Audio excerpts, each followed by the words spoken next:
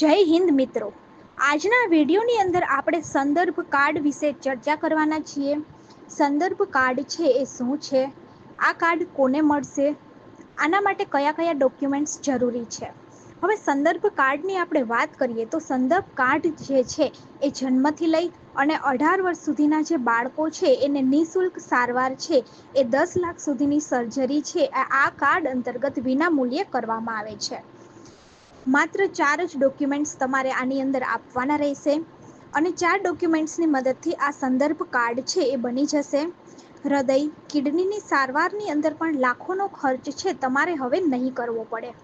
સંદર્ભ કાર્ડની આપણે વાત કરીએ તો સંદર્ભ કાર્ડ શાળા કે આંગણવાડીની અંદર જતા કે ન જતા કોઈ પણ બાળકને ગંભીર બીમારી ધરાવતા 0 થી 18 વર્ષના એટલે કે 12 ધોરણ સુધીના કોઈ પણ બાળક જે છે એમને સારવારની જરૂર પડે તો સંદર્ભ કાર્ડ મારફતે કરવામાં આવે છે.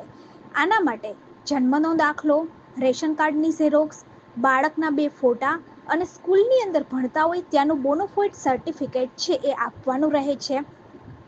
હવે આપણે વાત કરીએ તો સંદર્ભ કાર્ડ છે એ કઈ જગ્યાએથી મેળવી શકાય.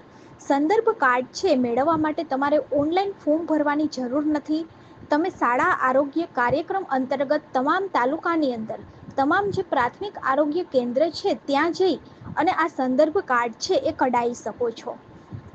તો જો વિડીયો સારો લાગે તો વિડીયોને લાઈક કરી દેજો, ગવર્મેન્ટ સાથી ચેનલને સબસ્ક્રાઈબ કરી દેજો અને આપણી યુટ્યુબ ચેનલને પણ સબસ્ક્રાઈબ કરી દેજો.